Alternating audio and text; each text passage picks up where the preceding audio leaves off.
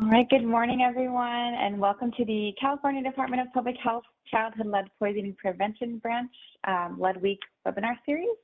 My name is Danielle Ramos, and I am a health education consultant with our branch. I'm really excited to be here with all of you. We're thrilled to be able to kick off our day 4 of our webinar series, which is focused today on childhood lead poisoning prevention for licensed child care facilities. We're grateful to have with us today our presenters who will be presenting information related to the new California Daycare Facilities Act, which sets forth new requirements for testing drinking water for lead. Presenters will be providing up-to-date information and requirements for lead testing and funding opportunities for protecting children from lead in drinking water.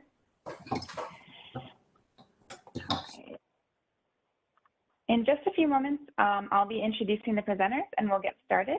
But I first wanted to provide a few logistical details for using the various WebEx features for our event. To minimize the potential for background noise, all of the participants have been muted during today's session. But please feel free to use the Q&A feature, which you can find at the bottom right-hand corner of your screen. If you need the meeting to be translated, you can choose to translate the conversation in real time from English to one of over 100 different languages. You can find this feature at the bottom left-hand corner of your screen. There is an option to turn on the captions and highlights, and you can also select from a drop-down menu of a list of different languages.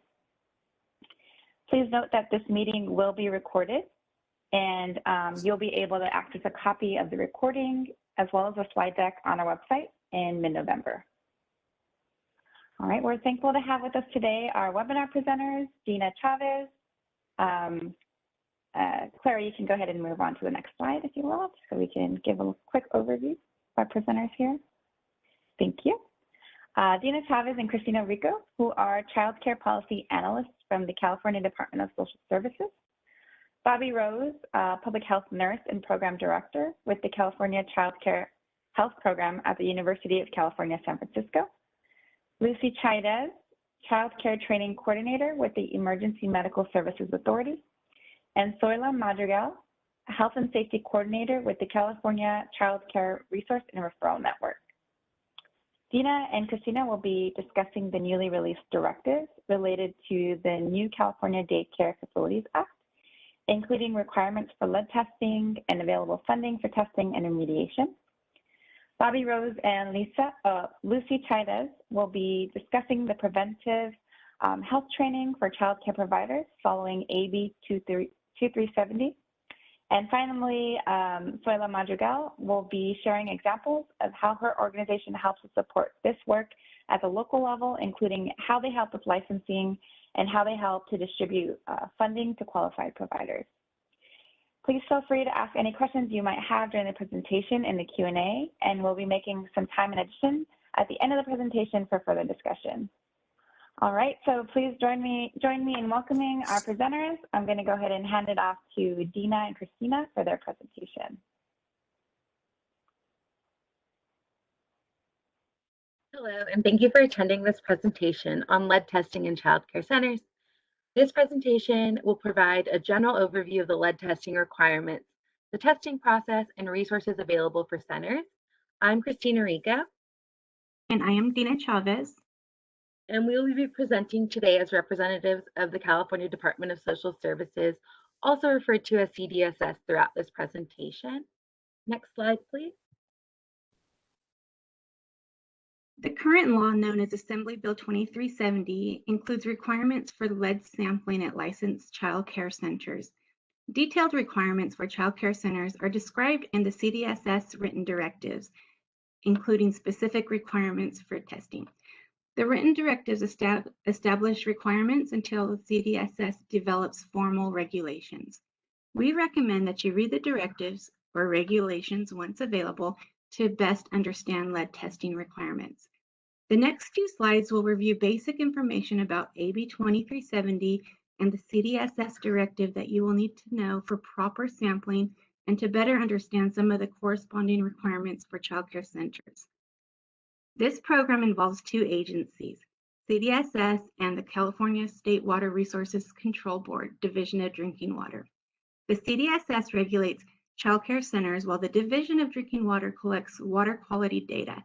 Any questions related to licensing, lead testing requirements, and specific test results are to be directed to CDSS. Next slide, please. Lead testing requirements. CDSS has worked in collaboration with the State Water Board and stakeholders, which have included water districts, child care center providers, child care advocates, and water advocates to help develop these written directives to guide providers through the lead testing process. Who is affected, you may ask?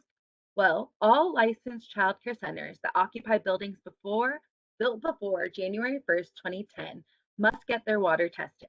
However, the testing requirement does not apply when services are provided in the home of the caregiver. How does a child care center get the required testing done? Well, child care centers must use self-certified external water samplers and a laboratory that is currently accredited by the California's Environmental Laboratory Accreditation Program, or ELAP. When is the deadline? Well, initial samples must be collected prior to January 1st, 2023, and then every 5 years thereafter. These are recurring sampling, so you'll often hear them referred to as routine sampling. Centers that have not completed the lead testing requirement by January 1st, 2023 may be cited for noncompliance. It is important to note the original language of the bill stated centers must test their water for lead between January 1st, 2020 and January 1st, 2023. This was later clarified through the release of a PIN by CDSS, which delayed lead testing in centers until the written directives were published. Any testing done before the publication of the written directives is not accepted at this time. I'll repeat this because it's important to make note that any testing done before the publication of the written directives is not accepted at this time. Next slide, please. Lead facts. Here are some general lead facts to explain why we need so much sampling. Lead is a neurotoxin that's especially harmful to infants and young children. Drinking water fixtures, particularly older faucets, can be a common source of lead contamination. Identifying fixtures that contribute to lead to drinking water can help child care centers determine how they can reduce children's exposure to lead. But results can vary among fixtures. Testing every fixture used for drinking and food preparation is required to identify those fixtures that need attention. How does lead harm a child? It can slow down growth and development. It could damage hearing and speech. It can make it difficult for children to pay attention and learn. It can harm a child's nervous system and brain development, and it could lead to low blood count. For additional resources and information related to lead, please visit the CDPH Childhood Lead Poisoning Prevention website. Their resources are available in multiple languages, including English and Spanish, and are tailored to a variety of audiences such as care providers, parents, or lead professionals. Next slide, please. Provider information notices. Child care licensing has issued multiple provider information notices, also known as PINs, on the topic of lead testing. Most recently, PIN 2121 CCP was created to inform all licensed child care centers of the written directives that have been published in accordance with the statutory requirements as it relates to the testing of lead in drinking water and food preparation, water used at centers. PIN 2104 CCP discussed the availability of state and federal funding to test drinking water for lead contamination in child care centers and for remediation or correction of lead contamination. PIN 2101, for example, outlines some testing requirements. It provides the parent notification flyer and information about grant funding for child care centers that meet certain requirements. Next slide, please. Health and Safety Code Section 1597.16 authorizes the department to implement and administer procedures for lead testing at centers through written instructions until it adopts regulations under the Administrative Procedure Act. These written directives outline in great detail all the steps the facility must take to prepare for lead testing, from defining terms related to testing, pre-testing procedures, such as how to select a certified external water sampler, instructions during the water sampling event, and post-testing requirements. The written directives were released on July 28th of 2021 and are posted on our CDSS LED webpage. These directives will be the model for regulations that must go through the Office of Administrative Law rulemaking process. Next slide, please. Grant information. Senate Bill 862, Chapter 449, Statute of 2018, allocated $5 million to the State Water Resource Control Board for testing and remediation of lead in drinking water of child care centers based on the following priority criteria. Centers that serve children 0 to 5 years of age, with the highest priority for child care centers that provide care for children 0 to 3.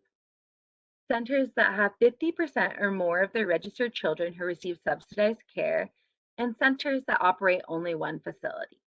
To determine if your child care center is eligible for possible funding, you'll need to complete an online eligibility form available at the Office of Water Programs website. Next slide, please. Grant PIN and eligibility information. Contained within the PIN 2104 CCP, which is the availability of state and federal funding to test drinking water for lead contamination in centers and remediation of lead contamination, is a hyperlink to an online eligibility form. This link will direct you to the Sacramento State Office of Water Programs page. They are contracted to assist with the centers that are eligible for grant funding. In addition to the state funding, CDSS Child Care Licensing Program has additionally been awarded approximately $6.1 million through the United States Environmental Protection Agency's, known as EPA, WIN grant. The WIN grant is for lead testing in school and child care programs drinking water. For more information, including priority criteria and instructions regarding how to access these funds, it will be provided in the future on our department website. Next slide, please. How centers should prepare for testing. We wanted to provide a general overview of the testing process for centers, and there are a few things that you should be aware of to get ready for this testing. Additionally, you might want to start planning on budgeting ahead of time, as you should be prepared for the cost of testing before you have scheduled the appointment with a certified external water sampler. Please be sure to review all written directives prior to testing, and we will go over this process. Next slide, please. Stagnation and sampling window. Following guidance developed by the EPA, water is not to be sampled until it stagnates inside of a faucet for 8 to 18 hours so that any lead present has time to leach from the fixture's metal surfaces into the water. Stagnation is defined in the written directives to mean water is not flowing or moving in the pipes. A certified external water sampler shall be used to draw the water samples from all water outlets that are used for drinking and food preparation according to the method described in the written directives. Next slide, please. Passing results.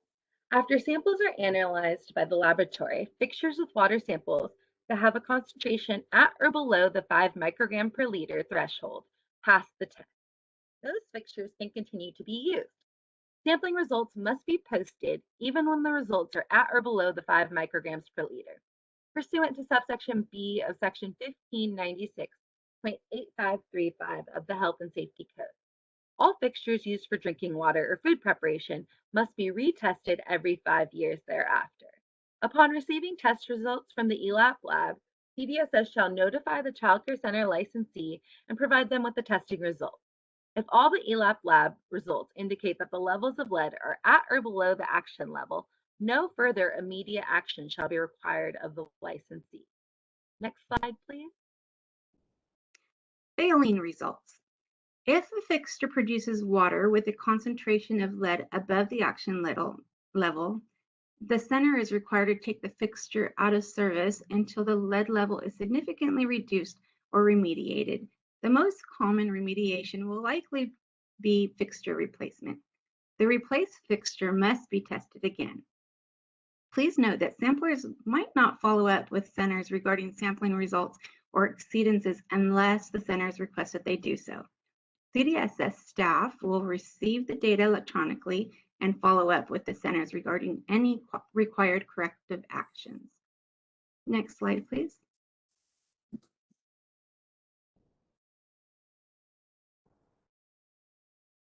Corrective action water sampling. Scientists have discovered that newly installed fixtures contribute much less lead to drinking water after water has flowed through them for at least 3 weeks. Consequently, if you're collecting water from a fixture that was recently replaced, make sure that that fixture has been flushed at least 4 times a day, every business day for the past 3 weeks. For more detailed instructions on this, please review the written directives for flushing new fixtures. The center should not use water from these fixtures for consumption during this period. Then the facility's water system must stagnate in the same manner as the routine water sampling. For corrective action water sampling, both first draw and flush sampling are performed for each replaced fixture. The Child Care Center shall develop a plan of correction pursuant to the written directives within 10 business days of receiving testing results indicating an action level exceedance response. The plan of correction shall detail the necessary steps to either permanently cease use of the outlets for drinking and food preparation or to remediate by replacing the outlet. Failure to adhere to the plan of corrections shall be cited as a serious deficiency as described in Title 22, Section 101.195 of the California Code of Regulations. The Child Care Center's plan of correction shall include notifying all parents and guardians of that includes information about what has been done to date and any remediation plans for water outlets in the future. Next slide, please. Lead resources. The Child Care Licensing Lead webpage is designed to provide information and resources regarding lead testing in licensed child care centers. Please check back for additional information as it's posted. Resources currently in development include the frequently asked questions related to written directives and testing guidance. Next slide, please. And lastly, questions. Child care licensing staff are available to answering questions. Feel free to email lead-related questions to cccwatertesting@dss.ca.gov. We want to reiterate that although the State Water Resource Board provides a variety of amazing resources on lead safety, we want to ensure that all child care lead testing questions are directed towards CDSS to ensure accuracy on requirements and licensing procedures. Once again, that lead email inbox is cccwatertesting@dss.ca.gov. Thank you for your time.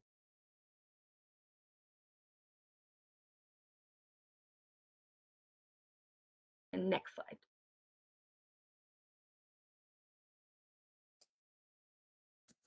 Hi, thank you for all that information. That was a lot. I'm Bobby Rose. I'm a public health nurse and the program director of the California Child Care Health Program, or CCHP, at the UCSF School of Nursing. So I lead the Preventive Health and Safety Training of Trainers and Technical Systems program that is funded through the California Department of Social Services. So today, Lucy Chidas from the Child Care Training Program at the Emergency Medical Services Authority, or EMSA, and I will be giving an overview of the changes that were made to the preventive health training in order to include lead poisoning prevention as required by AB 2370. So this law, on top of requiring water testing, also requires some extra education for child care providers on how to prevent childhood lead poisoning prevention. So next slide, please. So CCHP has had a long-term partnership with the Child Lead Poisoning Prevention Branch at CDPH.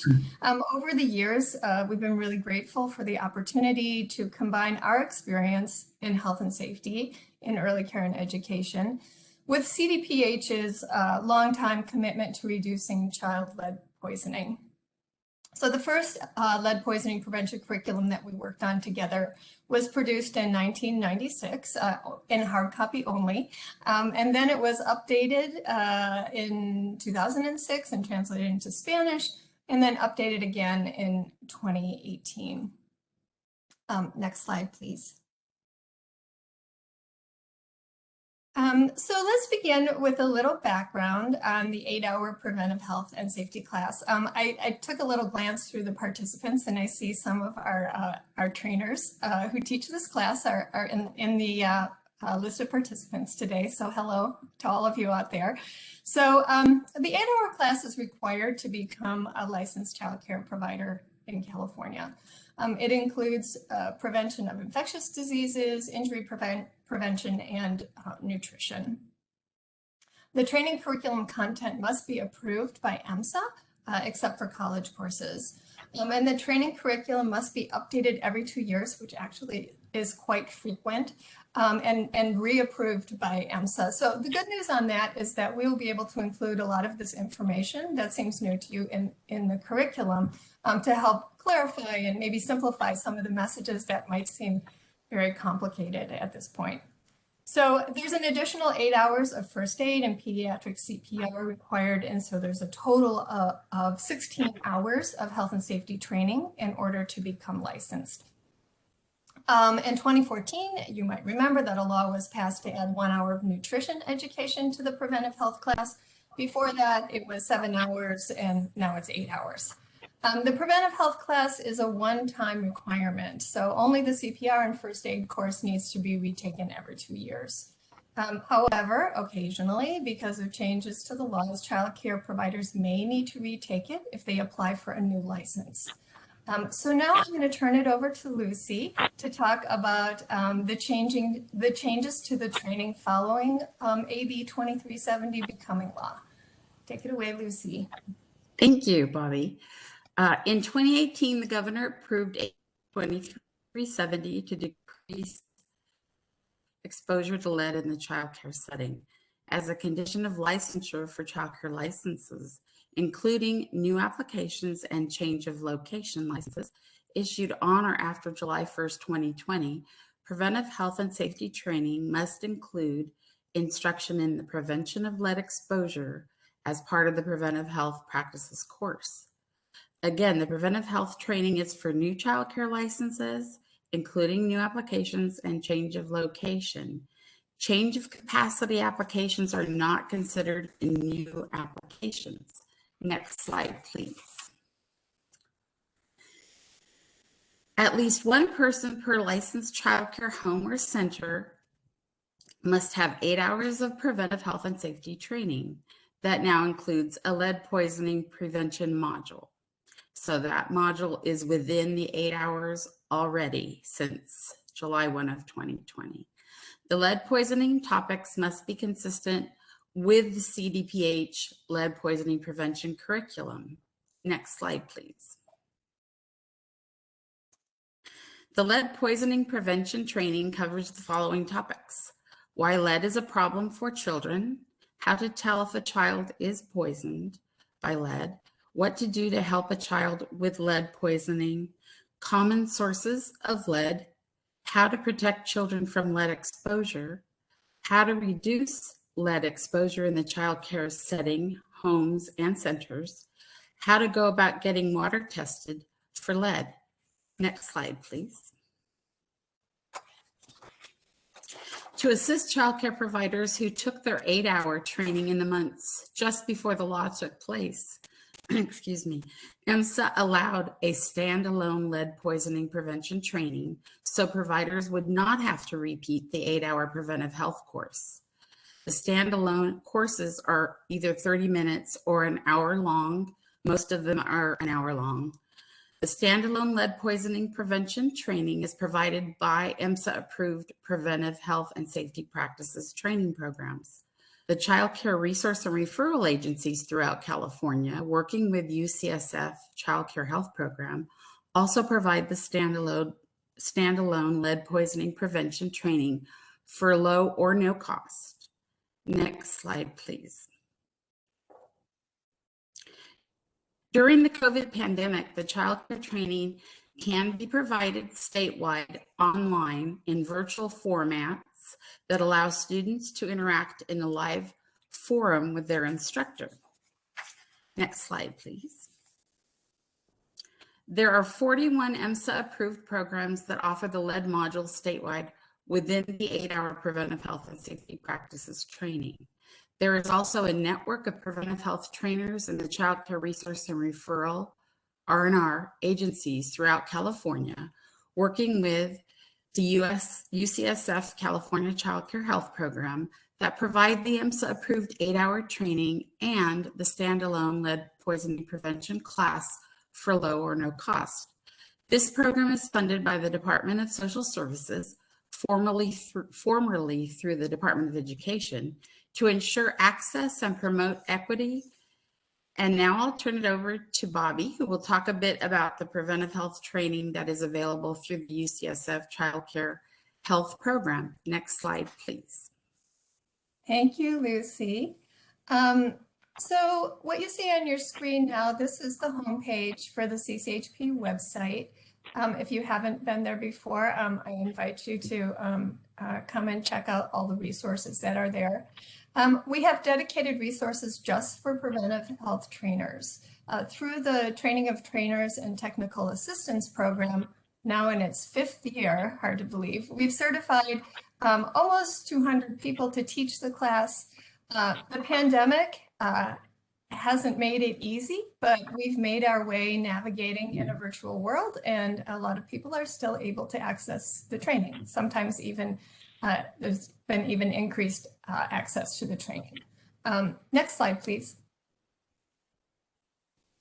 So here's how we integrated the lead poisoning prevention content into the 8-hour training. So with guidance from EMSA, we had to put a lot of thought into where to put the lead poisoning prevention topics into the existing curriculum because we didn't get any extra time. So although there was a little, we had previously had some content on lead poisoning prevention, there was a lot more required now, and we had to find ways to fit it in that made sense and included all the topics. So next slide, please. So most of the lead poisoning content is in the injury prevention module. The content follows the topic of poisoning, and that's in injury prevention. Some of the lead poisoning prevention is also in the nutrition module. We also included the lead poisoning brochure that child care providers give to parents as part of the law. This brochure was put together by the Department of Social Services. We provide it in our curriculum in English, Spanish, and Chinese, but the brochure for parents is available in many more languages, and those are all on the DSS website. And we created a checklist for child care providers to use to ensure that their facility is a safe place for children to play and learn. We also developed this standalone lead poisoning prevention class. It takes about an hour to teach, and you can see on the on your slide here, this is where you can find it. And depending upon how many interactive activities, some people make it a little longer training, and if you have fewer interactive activities, say for like lead testing objects that might have lead, then it will take less time. Next slide, please. So we get a lot of questions on the standalone lead poisoning prevention class. And so, Lucy does as well. So Lucy and I are gonna go through together sort of the top questions to help clarify some of the points. So the first question is, if a provider's health and safety course completion card doesn't mention the lead poisoning content, which was added in 2020, July, is the provider required to take the standalone lead poisoning prevention class? And I'm going to give the answer. If a provider is applying for a new site license, then the standalone LPP class is an option to avoid retaking the full 8-hour preventive health and safety class. The option is open to any provider applying for a new site license who already had taken their 8-hour preventive health and safety class before July 2020. Next slide, please. Okay, Lucy, here's the next question. Is every staff member in a child care program required to take the standalone lead poisoning prevention class? At least one director or teacher is required to have the preventive health and safety training. If they took the preventive health and safety training in the past, before the lead poisoning prevention curriculum was added, they do not have to retake the class unless they are applying for a new license. At that point, they may need to retake the entire 8-hour class, or they may have the option of taking the standalone lead poisoning prevention class. Next slide, please. Okay, so here's my favorite slide, and it kind of goes back, or my favorite question, because it kind of goes back to what Dina said earlier about lead poisoning prevention being preventable. So our goal really is to prevent lead poisoning prevention or lead poisoning, and we want to get this information out to as many people as possible. So should providers take the standalone lead poisoning prevention training even if they aren't applying for a new state license? It is useful for childcare providers to get training in lead poisoning prevention, especially if their childcare program is in an older building. However, they are not required by law to take the class unless they are getting a new license. But as Bobby said, it's a good idea to have that information. Next slide, please. Right. So I know that especially in this virtual training environment that we're living in, a lot of the R&Rs are offering this class, and you know it's just 1 hour and it's available in a number of different languages. So if people haven't taken it and they're interested in taking it or just need a refresher, it's a very good opportunity to get that information. Funding from the Child Care Development Block Grant, or CCDPH, through the Department of Social Services supports all of these efforts. So it's available to assist child care providers to comply with the lead poisoning prevention laws. So this is in the form of free or low-cost classes, or in reimbursing child care providers who take classes that aren't free. So you see, this is the cover for the standalone class that's available on our website, and also the checklist is to the right there. If you're looking for the checklist, you can find it again on our website. So next slide, please. Okay, so these free and low-cost classes for childcare providers seeking to be licensed are offered by preventive health and safety practices hubs that are throughout the state of California. So there are 17 hubs in childcare R&R programs that cover the state from San Diego to Del Norte and from the coast to the Eastern Sierras. So anybody in the state should be able to find the training. Each of these hubs has a trainer that's dedicated to teaching the 8-hour preventive health class, which now includes lead poisoning prevention. Next slide, please. So there's a lot of words on here. So this is our list of the 17 hubs. You can see that each of the hubs is listed here. Their contact information is available on our website. And this slide also has the counties that the hubs serve. So in many cases, they'll cover, the hub will cover more than one county. In some cases, there's, 2 hubs in one county, like in Los Angeles. So the team of trainers out there, I have to tell you, is very dedicated. They inspire us every day to work hard to support their teaching practices, and we feel very lucky to be able to work with them.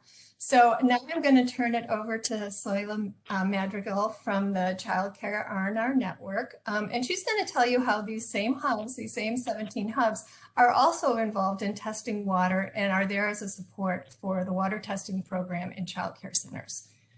So take it away, Soila. Next slide.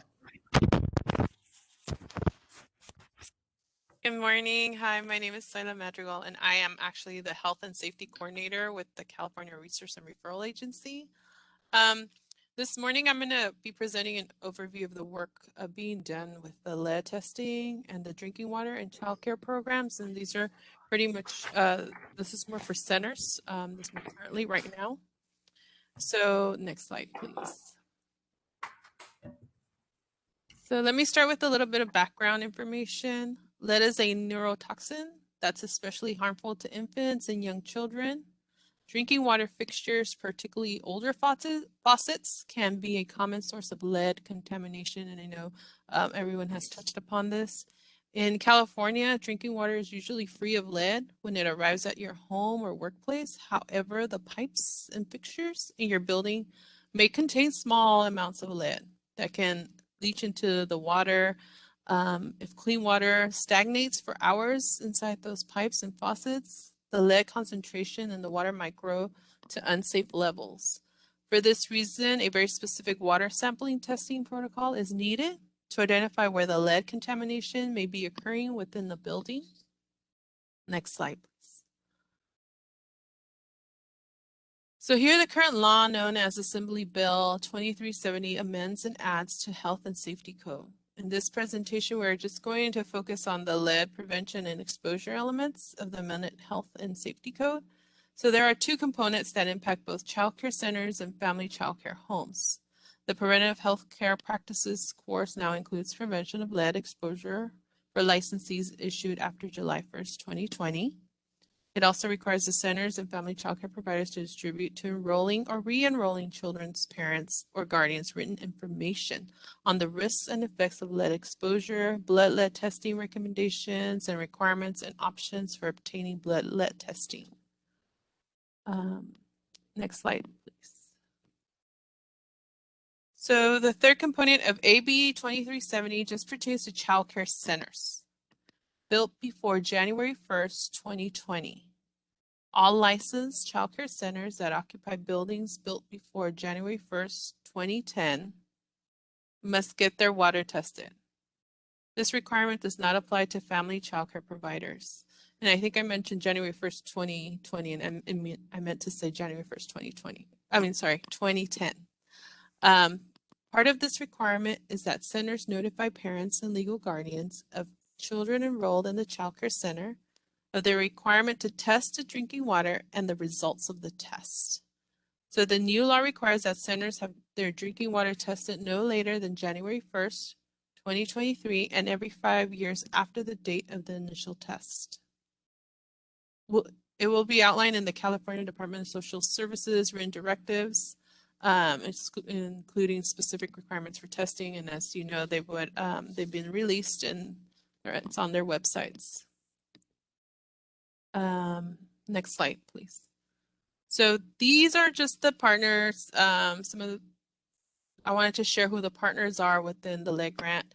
It's the California Rural Water Association, California Water Board, California Department of Social Services, California State University Sacramento Office of Water Programs, and then the California Research and Referral Child Care Network. Next slide, thank you. The network is working with the RNR's health and safety hubs in providing technical assistance and support to child care centers and applying for the grant assistance. So for example, what the hubs are doing is providing information, resources, guides, centers to the eligibility form.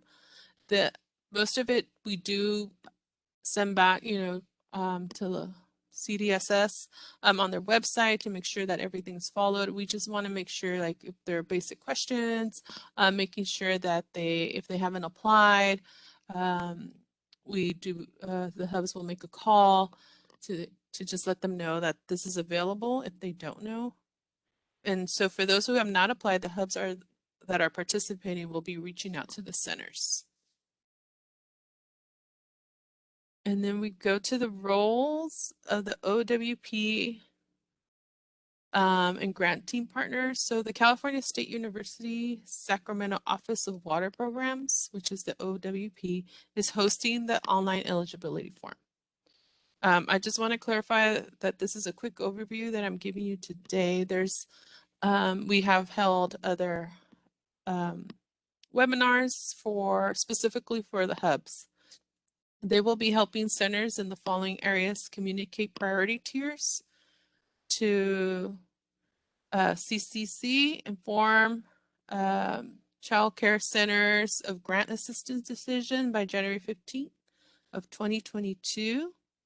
For selected child care centers, grant assistance includes sample scheduling, collection, analysis, and reporting, notification of pass and fail results, reimbursement for fixture replacement, testing of replaced new fixtures. So once if they need to replace the fixtures and the fixtures get replaced, then the new fixtures will be tested again. Consultation with an expert plumber when replaced fixtures fail water quality testing. So these are things that will be done or will be helped in assistance for those who qualify based on the tier system. So the next slide, please.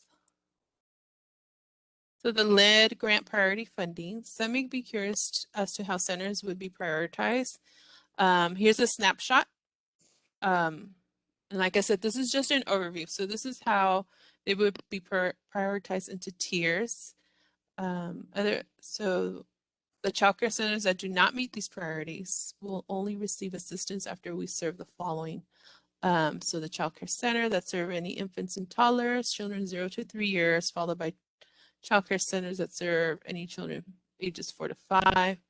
The second is 50% of registered children. Registered children who receive subsidized care, and then those who operate only one facility. So like I said, this is just a brief overview of how they are broken up into tiers. There is more to it. And like I said, it can be found on the links that have been provided previously. So for more information on this, I encourage you to review the Budget Act of SB 862 and then the directives that are out there. So you can get more in-depth information. And this is just what right now what the California Network and the hubs are doing to help centers with this program. Ultimately, like I said, the link to that, I think Dina shared that it's on their website as well. And the Sacramento Water Board is the one that hosts it. So that was my quick overview of what we're doing right now. So I want to thank you all for being here this morning. And I guess we're going to questions and answers. Wonderful. Thank you all so much for that really nice overview. Provided a lot of details in such a short amount of time, and it's such a great job, and it's really informative for our audience. So we're going to jump into questions next. So if you have any questions that may not have been answered, please feel free to type those in the chat. And we have about 15 minutes or so to review some of those. So I'm going to go ahead and get started with a few here. Feel free to jump in and answer some of these questions, our presenters. All right, so I have a question from Mayan Jinri. Will there be free lead poisoning training available?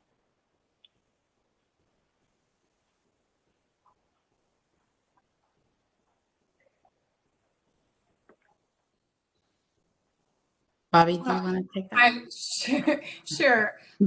So yes, if you check in with your local resource and referral program where you are, you can find out more about what training is available for free. You can also look on the ECE Workforce Registry, and a lot of the trainers will post their classes there. That might be the quickest way, because honestly, right now you don't have to take the class from somebody in your local area, because it's all or most of it, a lot of it is virtual at this time, and it's low or no cost. Sometimes there's a very small registration fee to make sure that people show up, but but it should be low or no cost. Yes. And Bobby, people can get reimbursed for that as well, correct? Yes. Training. I mean, and that is something you'd have to talk to your local resource and referral agency about. So I'm not really a part of that program so much, but you could find out more about that by checking in with your local folks. Mm-hmm. Wonderful, thank you. Next question from Nicole. How do we find out if our district does the required lead testing?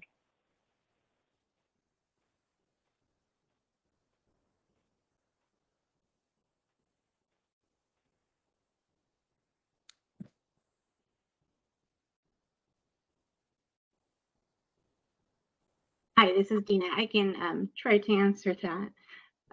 So with the way the written directives were developed, it does require an external certified water sampler to conduct the testing. So there are different resources specifically on page 8 of the written directives on how to locate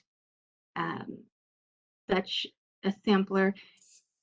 And contained within the written directives is also a form, LIC, look it up, I'm sorry. It's a self-certification form for samplers. They need to attest that they adhere to the education or experience requirements to be considered an external certified water sampler. And I can put a link to the form I'm referring to, as well as a reference to the page that will help providers locate a certified sampler. So it's not so much that it's a standard comprehensive list that we have, which is why we pulled different resources when developing the written directives.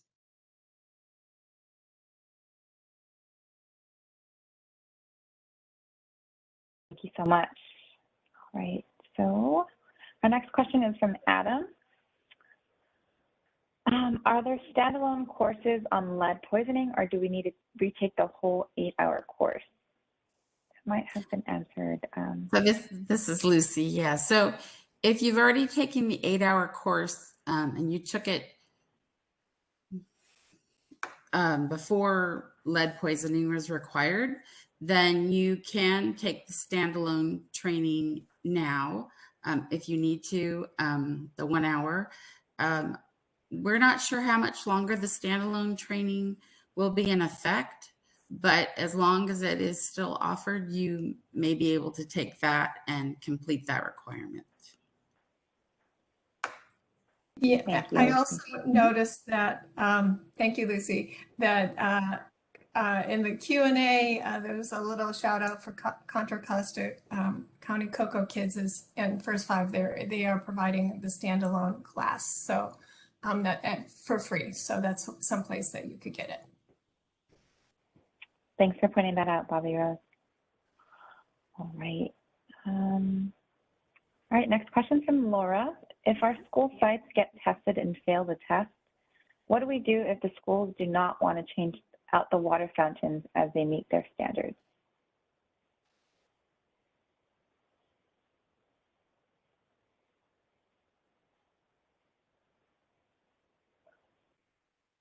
Hi, this is Dina again.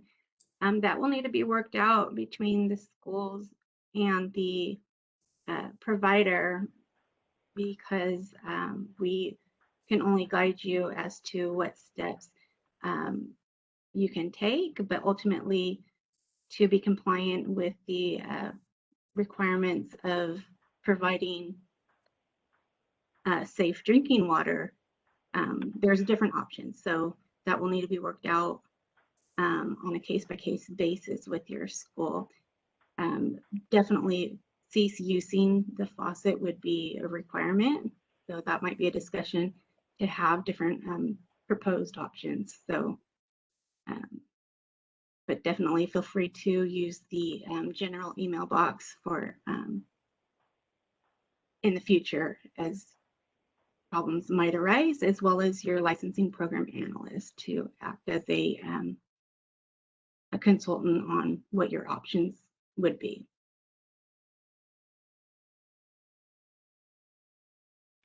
Thank you so much, Dina. All right, and I know there's been a few questions related to whether we can provide the slides. Again, you will be able to access a copy of the slide deck as well as a recording of this webinar on our California Department of Public Health Childhood Lead Poisoning Prevention Branch website within the next few weeks. So be on the lookout for that. And Marina, I have a general question here from you. May we get a copy of the list?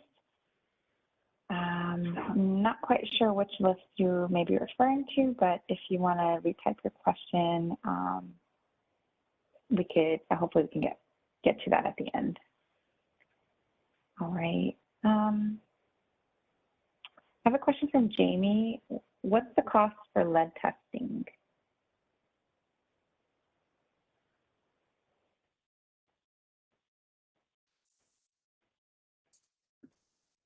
Hi, this is Dina again. It will vary among facilities. So based on size, we did try to base an approximation based on the public school testing, and they actually had to have all their testing done through the water district versus, you know, some of the costs are least expensive this way because the external water sampler has more a direct contact with the center.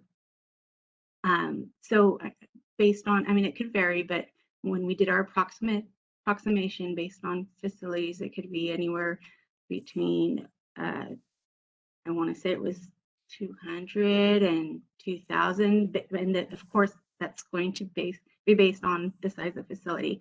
Remediation is a different,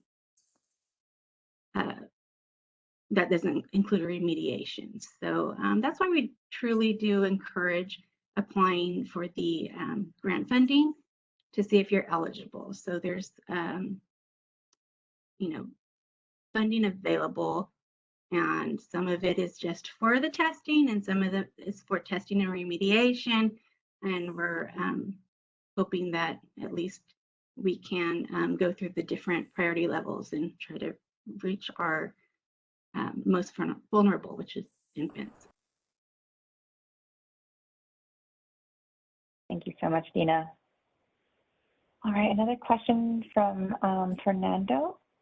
What is the requirement for a center in a building that was built prior to January 1st, 2010, but was renovated with fixture changes post January 1st, 2010? Good question.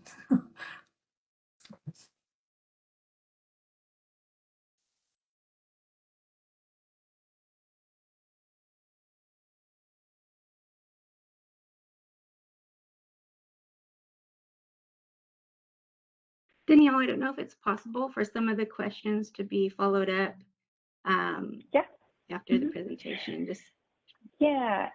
And you know, feel free if you need to do a little kind of background research on this to provide the appropriate response.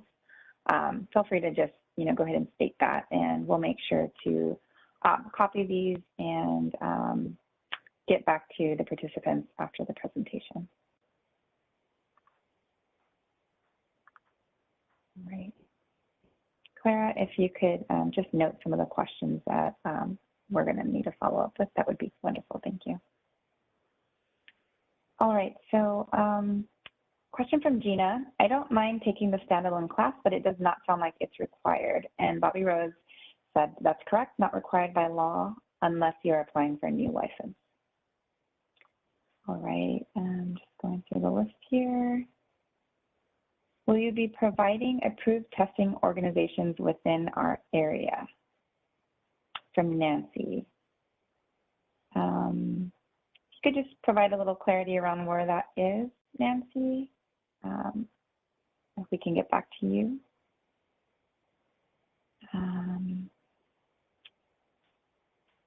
From Marjan, as a home daycare, how can we start the process?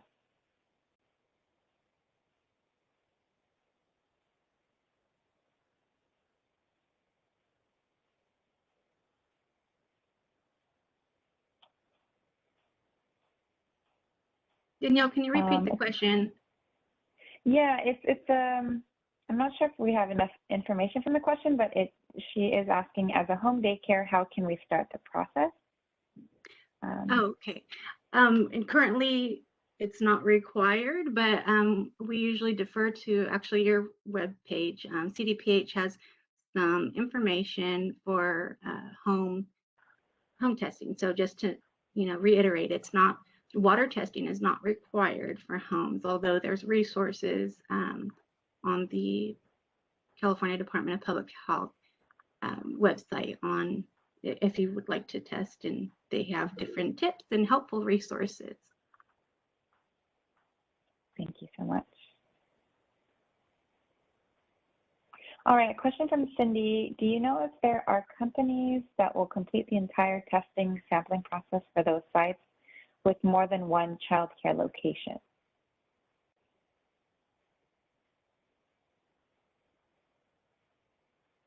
Hi, this is Gina, and there are going to be some companies that are willing to do that, but that's where providers will have a role of ensuring that they meet the criteria for testing at child care centers. We currently don't have a list of such such companies or manufacturers or firms. However, we're developing one, and there is a link. If you under quick links on our child care licensing website is our lead page. On the lead page, there's a placeholder for where that list will be housed. The department does not make referrals, but on our form that I did place in the Q&A for the samplers, on the bottom of the form is an option for the sampler to request to have their information made public. So it will be something that, again, that providers will have to ensure that they follow the criteria outlined in the written directives. Thanks, Dina. All right, from Michelle, will there be funding for home child care providers in the future?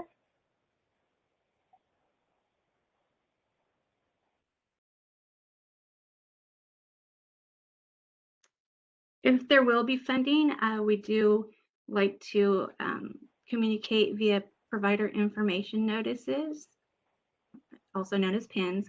So any lead-related information will be posted on our website. At this time, we do not have that information. Thanks again. From Maria, do you have any companies that would recommend to the center to call and get our water lead tested?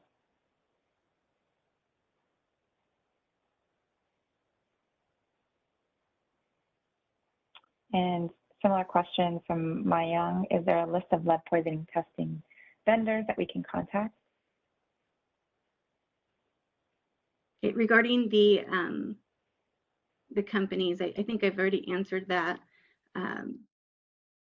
It will be to come. We will be able to, it's in development that we can actually obtain the information from those interested in being having their information made public. Links on our website, and I'll go ahead and put the page in the Q&A.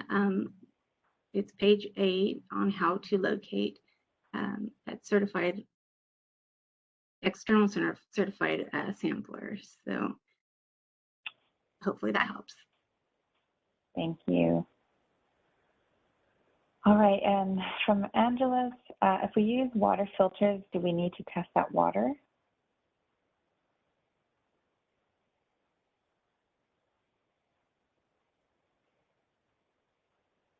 If the faucet is used for food preparation or drinking water, it will need to be tested.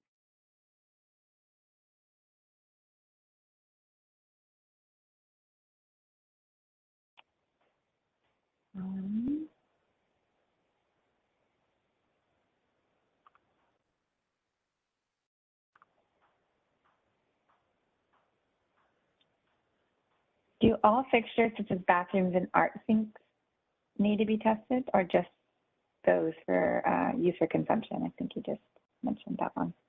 Yes, you got it, Danielle. Sorry, there's a lot of questions to keep up with here.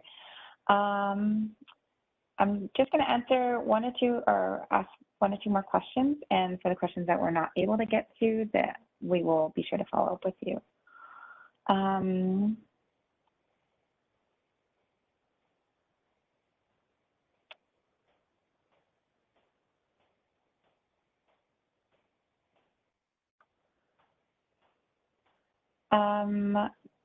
What happens if we have a preschool classroom on an elementary school campus? Would they have to test the water at the whole school, or just the classroom water on campus?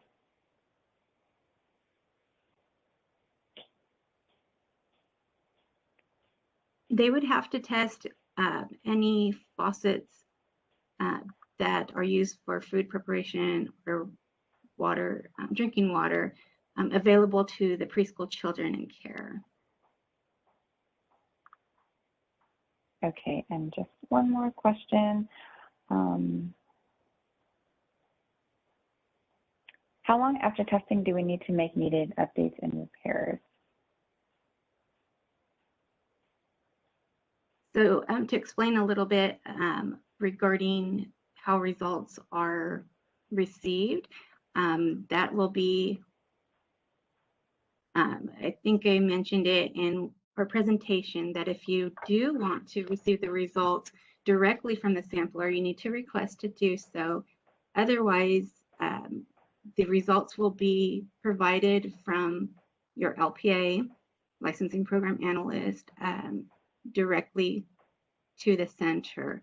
At that point, if there was an exceedance, then that's a plan of a POC, plan of correction, will need to be developed with your analyst, and it will be within 10 days. So there might be some lag time, because the way that I understand it, the lab selected to be used, sometimes it does take some time to reach the database. The database is through the State Water Board. The Water Board is the,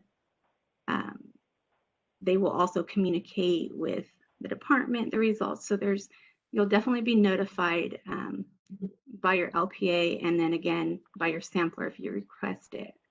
Some of the reports, just to just to put it out there, they might not be easy to read. So you might need some further assistance from your sampler if you did request the results to have them interpreted.